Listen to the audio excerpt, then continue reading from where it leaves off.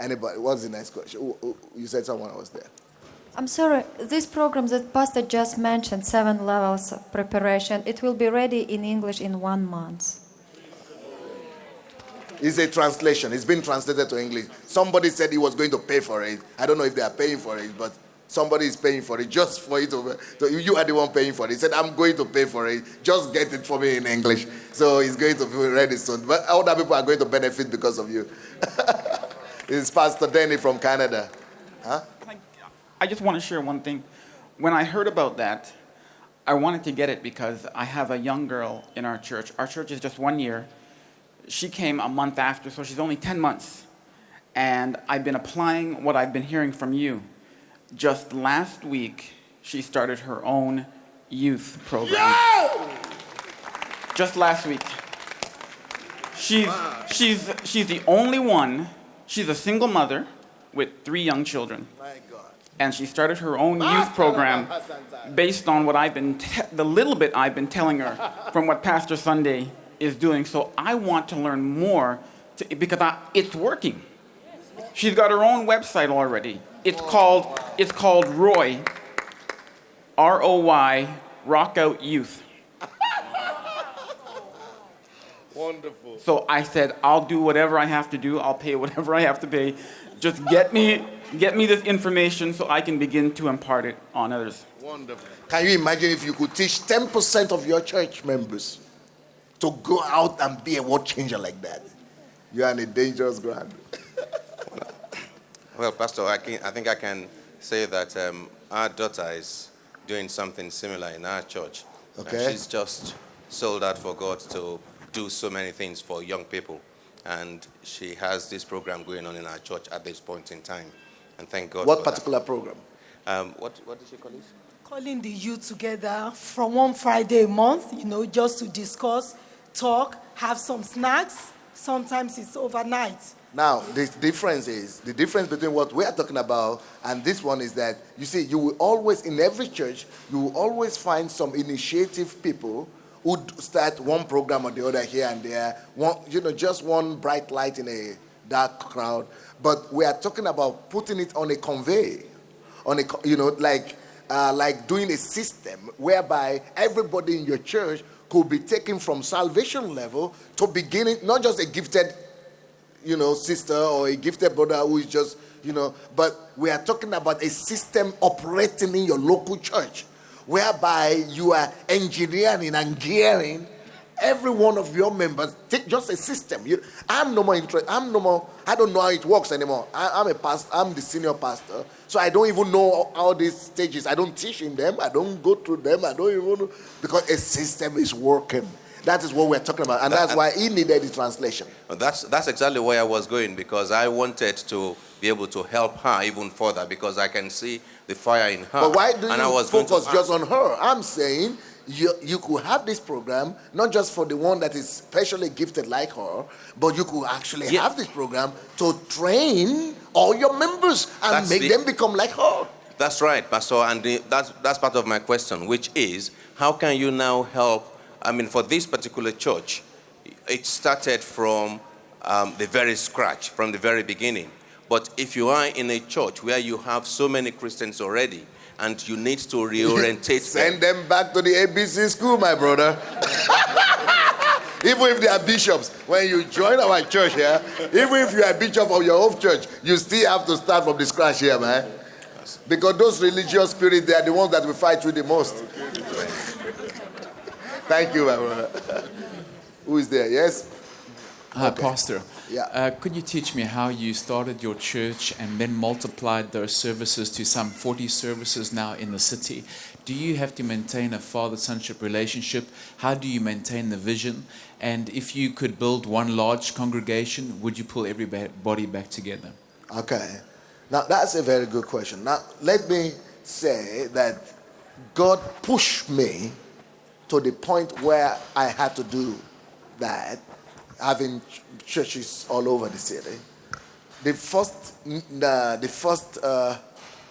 first situation that pushed me to it was, I started this church in Kiev with 7 people, and here we are in 3 years' time, we were 3,000 people. And of course, you know my story. The first 4 years, I couldn't have one person, one white person.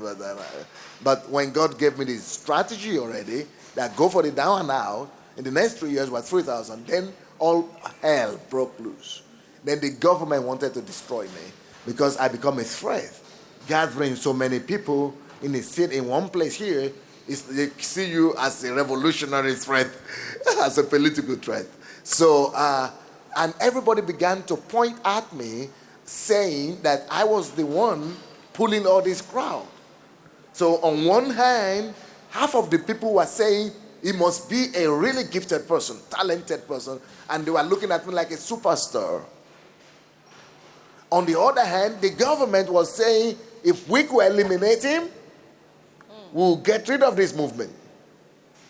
So on one hand, my people were seeing me as a superstar. I had a problem with that because that was going to put me on the pedestal, which is good for me, but I knew it would be a deterrent eventually to what God was calling me to do for them. So I needed to prove to them that I was not special, that I was not a specially anointed person, that I was not better than them, that they could actually do as much as I could do. So on one hand. On the other hand, the government wanted to destroy me, eliminate me. And I needed to do something quick to prove to the government that it's not about me, it's about Jesus. That same Jesus could be in him, and still do the same thing. So when we were 3,000, I began to say, then God spoke to me that I made sure that you got into that situation so that I might teach you another secret of greatness. That you are not great yet as long as you are the only one pulling all this crowd by yourself. That your greatness will begin when your people who are sitting down there listening to you now will be able to pull the same crowd or be able to do the same thing. Yeah. So I started intensive leadership training, pastors training, ministers training, missions training. In 1 week, I was teaching my people, the radical ones. I began to pour myself into them. I was spending the minimum of 12 hours with my leaders every week. Minimum of 12 hours for the next 5 years. So in the next 5 years, I had produced at least about 30 key leaders that were so good that I could use them to plant churches, and whereby I will still have a meeting. I'm the senior pastor, I'm their pastor, but I made sure that I taught them as much as I knew, that I impacted my abilities and gifts into them, that I will be having a meeting in one room, and one auditorium, and they will be renting other auditorium in the city, and people who are used to coming to me will still go to them, to all these 7 places, and not feel they are losing anything. So that way, right now, only 40% or 30% of all our members in Kiev, maybe actually 20%, come to the central church where I preach. The rest of the 80%, they are all scattered among my children. That is my pride. Now, answering the second question, that is my pride because, on one hand, if we had been gathering here every Sunday, it would have been too small. So, but that's not a big deal. I could have second meeting or something like that. But that is failure on my side. If I were the superhero and doing all the miracles and gathering all the crowd and having a big ego, but that would still have been failure. So, but now we're having 40 services in 30 auditoriums of little Sundays. So I don't attract a lot of crowd at one time to intimidate the government. Then I still have churches gathering together at the time when I'm gathering some thousands here. So others are gathering hundreds or thousands all over the city, and they are good. So if they eliminate me, people will still keep on going to those ones because even when I was around, they were still going to them anyway. And they won't eliminate you. They won't eliminate me. You're right. So now, how do you maintain the unity of the Spirit? That is very key, because when you do that, everybody was telling me that because the way I started this church is we had 3,000, then I pull out 200 and gave it to one of the first one. I pull out another 200, give to another one, pull out another 300, give to another one, pull out another 500, give to another one. And I was thinking, hey, this was going to shrink, this was going down, this was going to go. But it never did. Huh? God is faithful. The more I was giving out, the more we were increasing. We were 3,000 now, we are 25,000 in one city. Yeah. Not all of them are equally as gifted, but still, we are no more 3,000, and we were just 3,000 when we started. But then I've been multiplied. Yes. I've been multiplied. Anyway, but how do we maintain the spirit, the unity of the spirit? Number one, I will meet, especially before I began to travel extensively, I will meet with these my pastors, all these my senior pastors in the city. I will meet with them at least, I used to meet with them twice, every Tuesday, every Wednesday, for 5 hours each. So 10 hours every week. Then they go back to their churches and hold their own services. Then apart from that, I also had other meetings with them. So I did that for like 6 years. 10 hours with them every week. Training, teaching them, and imparting to them. But apart from that, we still had a general combined meetings once a month. We still have that up to now. So all these churches come, not all their members come, but at least the core of those churches come together once in a month, and the pastors. So they are able to listen to the senior pastor. That's how we maintain the unity. If we build our building, we will not bring everyone back. We will believe God by faith that God will fill that other building. Amen.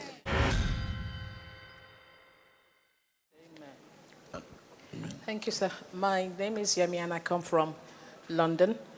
I'm a pastor that needs to bring my own church, not from the 21st century, from the dark ages. Nigerians who understand what it is to go to a white garment church will understand the statements I have just made. And the Lord has said, I cannot leave the white garment church. So I know I'm in trouble for the sake of the Lord. Yeah. But I want to thank our pastor from Canada, and may the Lord replenish your pocket. But sir, I think I'm going to speak on behalf of, I know the History Maker Bible School in London, and I'm sure all the others. The 49 weeks, 7 steps. I'm humbled enough to say now that I think I don't know anything anymore. And I think before we can impart it in our own churches, I'm speaking for myself now. I need to go through those 7 times 7 steps. Maybe there'll be a way that within the Bible schools, the History Makers Bible schools, maybe we can go through it first before you can entrust us to go and teach our churches. Yeah, that's a good idea. We have 40% of our students in London are pastors, actually. That's a good thing. So that way, because I would not like a situation like this to teach ordinary people who will go back to their churches and intimidate their pastors. We would not like that to happen. But right now, the way I think it's going to happen is we're going to produce that material, and then we're going to make them available to the pastors so that they could actually show their interest in it, then later go and teach their people in their churches. But maybe it's going to work out for the way you said it, but we still have to examine that. Who has the microphone now? Who is there? Yes. Yes. It's good that we're talking of how to affect the society, but it is about leadership. And what is common with African churches is this ego of a thing. You know, I'm a founder. And the president. And the president and general overseer. And then the church is monopolized to the detriment of Christ himself. If we could have a... Frame your question faster, though. So yes. I mean, how do you change this mentality of it's my church? And then that's number one.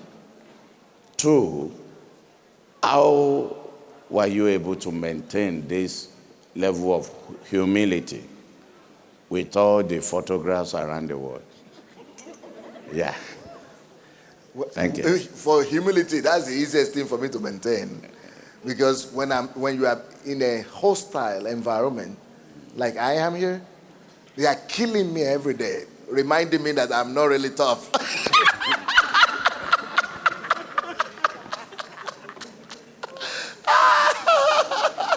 Making me to realize that I'm really nobody.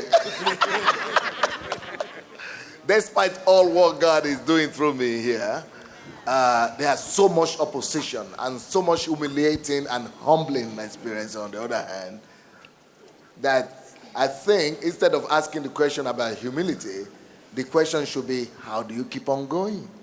It's almost incredible, unbelievable that I will keep on going. I've survived 25 lawsuits. Right now, I'm at the verge of another lawsuit.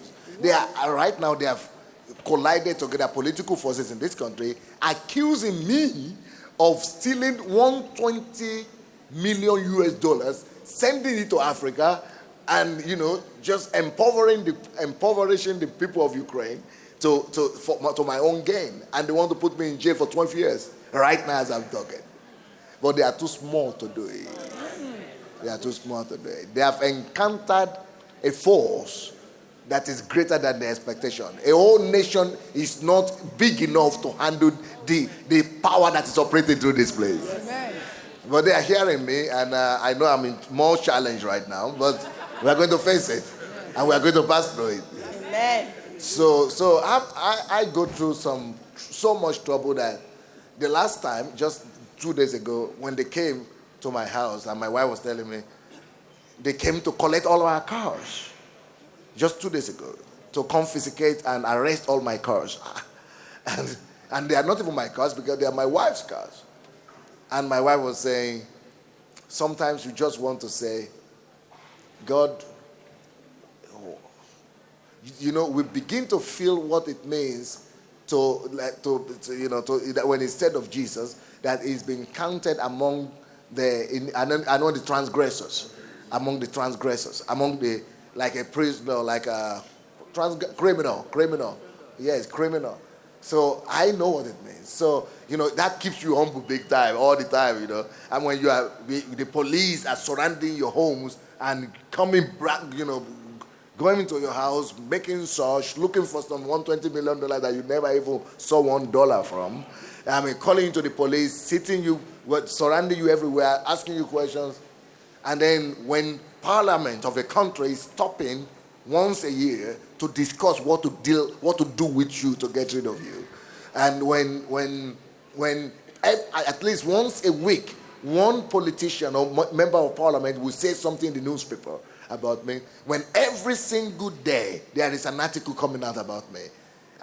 When in 1 month, I have up to 100,000 articles written about me. All negative. So you have to be constantly be dead, You have to be in a permanent dead situation. But also, you've got to be tough enough to still be positive about your God, about your calling, to still be confident, and to still keep on being a history maker. You could have been crushed, and it is almost impossible from that situation to still keep on ruling and reigning. So that is where grace is really necessary. Now, the second half of that question is, how do you deal with that with Africans who are thinking ego, my church, and something like that? Put them into some fire. Because when I go to America or to the West of America, England, Africa, I see why people are relaxed so much, because no troubles, no much trouble. What people call trouble, there are no trouble. People talk about challenges in church building, some members rebel or some pastors criticize or something. Those are not trouble. Those are just ordinary things that I'm dealing with without even winking. But of course, the bottom line is to get rid of ego, you need to constantly crucify yourself. Maybe I wouldn't have had the same ability to crucify myself and to deal with the same ego, but God is helping me, you see. He helped Paul. He put some tongues around him. I have my own tongues as well, so they're helping me.